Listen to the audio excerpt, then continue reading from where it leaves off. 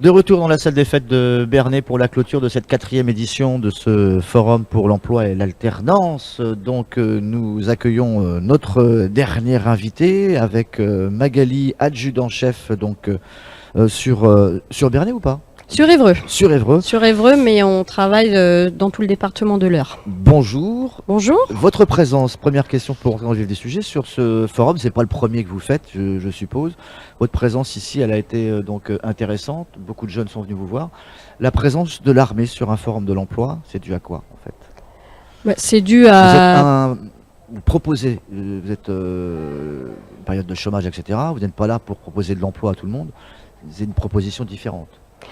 Ça dépend des jeunes en fait. Il y a des jeunes qui viennent nous voir parce qu'ils ont le projet de rentrer à l'armée depuis toujours. Et puis, étant donné qu'il n'y a pas trop de régiments dans la région, le fait de participer à ces forums leur permet d'avoir un contact direct. Et après, il est vrai qu'il y a des jeunes qui, sans emploi, prennent l'armée comme une roue de secours pour essayer justement de rebondir et d'avoir un métier. Ça, c'est des jeunes que vous acceptez malgré tout? Nous, on accepte tout le monde. À partir du moment où le jeune est motivé, pour rentrer à l'armée, il faut préparer son projet. Donc, que ce soit un projet qui date de longue date ou un projet qui est né la semaine dernière, il faut se préparer. Il y a un dossier à faire, des tests de sélection à passer. Ce qui compte pour nous après, c'est le résultat après les tests. Comment ça se passe au niveau justement du recrutement? Ça passe par le biais d'une mission locale, de Pôle emploi? Alors ils viennent nous voir au CIRFA, donc le centre d'information et de recrutement des forces armées qui est basé sur Évreux, en centre-ville. Mais on fait aussi également des permanences dans les missions locales, les piges, le Pôle emploi. Et ce sont les conseillers en recrutement de ces associations, de ces animations, qui redirigent des jeunes qui ne savent pas quoi faire vers nous. Vous avez fait une opération, entre guillemets, séduction, il n'y a pas longtemps, vous êtes venu sur Bernay? Oui, on a fait ce qu'on appelle tous les ans, on fait le recruteur tour, Oui. avec un joli jeu de mots. Et on sillonne donc tout le département avec un camion, podium, qui nous permet d'aller dans des communes où même des jeunes ne peuvent pas se déplacer. D'accord. Parce que c'est pas toujours évident pour un jeune aujourd'hui, surtout dans le département, de venir jusque sur Évreux. Donc nous, on fait l'inverse, on va vers les jeunes. Alors peut-être qu'après, on peut faire des vocations comme ça qui naissent. On casse un peu l'image d'Épinal, on rentre pas à l'armée pour aller faire la guerre. Le militaire rentre à l'armée pour faire la paix. C'est complètement différent. Et il y a des métiers qui sont proposés. Il n'y a qu'un seul métier, c'est le métier de soldat. Par contre, chaque soldat peut avoir une spécialité en interne. Donc l'évolution de carrière comme dans la vie civile? Tout à fait. On a même obligation de monter dans la hiérarchie pour pouvoir évoluer. Et en général, c'est en montant qu'après nous formons ceux qui viennent d'arriver. C'est cyclique. Il y a des métiers maintenant qui sont, avec les évolutions des nouvelles technologies, des métiers de pointe à l'armée. On demande des ingénieurs. On a de tout. Donc on recrute de 100 diplômes jusqu'à Bac+5. Il y a des spécialités qui sont très techniques, d'autres qui sont beaucoup plus basées sur la culture. Comme on a toujours besoin de maintenanciers dans le soutien, des électrotechniciens, des juristes. L'armée, en fait, c'est comme une ville. On a besoin de tous les corps de métier. D'accord. Il n'y a pas de période d'essai, on ne peut pas dire tiens je vais tenter, puis au bout de 3 semaines. Alors partir, quand vous signez un contrat, vous choisissez un contrat de 1, 2, 3 ou 5 ans, et comme dans le civil, vous avez une période d'essai. D'accord. Donc qui est de 3 ou 6 mois, suivant le contrat que l'on a signé. Et après, c'est comme dans le civil, pendant cette période d'essai, le jeune peut dire l'armée c'est pas fait pour moi, j'arrête. Comme nous, on peut dire écoutez, vous ne nous donnez pas satisfaction. Vous retournez dans le civil. Donc les jeunes sont au départ soldats.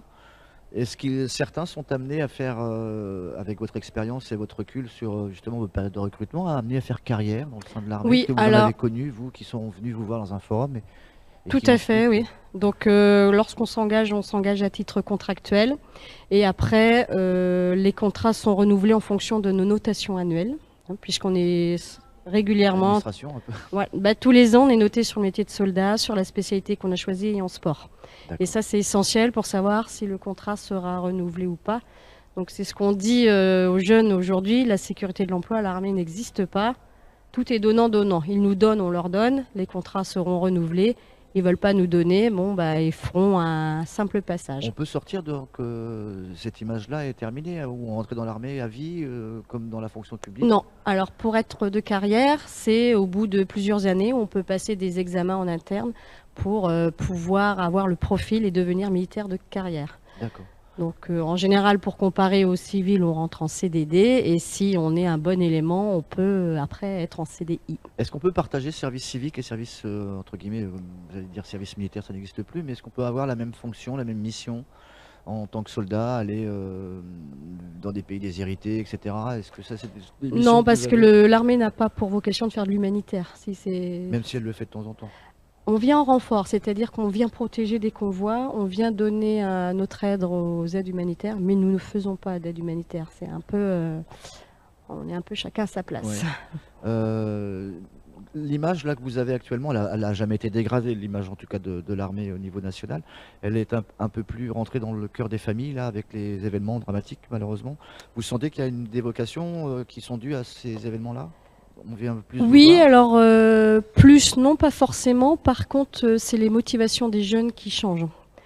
Lorsqu'ils viennent nous voir, avant c'était pour servir son pays, pour se sentir utile, pour aider les gens.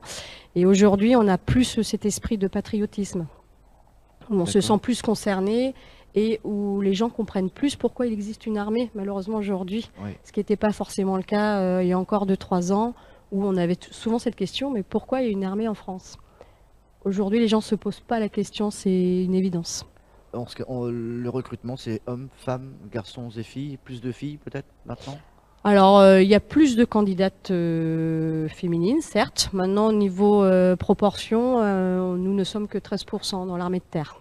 Il n'y a pas de poste, vous allez me dire non, et tant mieux, pas de poste féminin à l'armée, dédié uniquement aux Non, femmes? de moins en moins, ce sont des postes mixtes. Maintenant, il est clair que des postes très physiques, on va avoir Ouais. beaucoup moins de personnel féminin que d'hommes, Et à titre forcément. personnel, vous regrettez, vous, peut-être qu'il y a des postes qui soient dédiés qu'aux hommes et pas aux femmes? Est-ce qu'il y a des conducteurs de chars, par exemple? Oui, tout à fait. Ça Des, existe? des conducteurs de chars, des tireurs canons. On est presque dans toutes les Pilote spécialités. d'avion, Pilote enfin, d'hélicoptère, concernant d'hélicoptère. l'armée de terre, oui. Bah, enfin, les femmes ont accès à tous les... À tous les postes, à partir du moment où elles ont le profil et les qualités pour. Le service de recrutement sur Bernay, c'est pas le seul. Vous êtes amené à bouger, vous? Alors, nous Toute la sommes France, sur Évreux, nous sommes actuellement 4 conseillers en recrutement, bientôt 5. Et nous avons des zones de prospection. Donc, moi, personnellement, je vais sur Bernay et Pont-Audemer, mais on va aussi sur Val-de-Reuil, Vernon, Gisors, Saint-André-de-l'Eure, Verneuil-sur-Avre. Donc, on est présent un peu partout. En général, c'est tous les mercredis. D'accord. Et votre prochain forum ou salon, vous savez déjà où vous allez aller ou ça se... Le prochain forum, j'en ai pas dans les médias. On sera présent au Boucle du Cœur à Évreux. C'est une association qui œuvre pour la lutte contre le cancer. Et ça va se passer comment? Parlez-moi de cet événement. Bah, ce sera le 12 juin, je crois, Ouais. sur Évreux, sur le parking de Carrefour. D'accord. Et en ce qui concerne donc le recrutement sur Bernay, là, est-ce que vous avez, c'est peut-être péjoratif, mais un quota ou pas du tout? Non, vous n'êtes pas obligé. Non, on n'a pas de Vous voyez quota. beaucoup de gens. c'est Maintenant, sûr. on nous donne des objectifs, Voilà. ça c'est sûr, comme dans tout métier. Bernay, c'est la ville qui fonctionne le mieux en termes Ah. de recrutement armée de terre, D'accord. curieusement. Et c'est vrai que moi, j'y suis le premier mercredi de chaque mois et j'ai toujours du monde, que ce soit au Pôle emploi, au PIGE ou à la mission locale. J'ai toujours des candidats qui viennent me voir. Alors là, c'est une permanence que vous tenez chaque mercredi Oui, le premier mercredi de chaque mois sur Bernay. et à un endroit différent. Donc une mission Voilà. locale ou mairie. Alors le matin de 8h30 à 10h30, je suis au Pôle emploi. Le mercredi du... Le premier premier. mercredi du mois, de 10h30 à midi à la mission locale et de 13h30 à 16h au PIGE. D'accord. Voilà, donc je suis toute la journée, le premier mercredi de chaque mois sur Bernay. D'accord. Et ensuite, vous changez, un autre mercredi, c'est un autre À endroit. Pont-Audemer ou dans une autre commune de l'Eure. D'accord. Bon. Bah, écoutez, je crois qu'on a fait le tour. Une autre... quelque chose à rajouter pour votre défense? C'était juste pour faire un jeu de mots? Rien du tout? Bah, juste dire que quelles que soient les raisons pour lesquelles un jeune vient nous voir, c'est un projet qui se prépare. C'est pas je décide de rentrer à l'armée, on rentre pas à l'armée en claquement de doigts. Il faut avoir un profil, être bon en sport, avoir un minimum de connaissances. Mais on est là aussi, nous, en tant que conseillers en recrutement, pour les accompagner et les aider à préparer leur projet.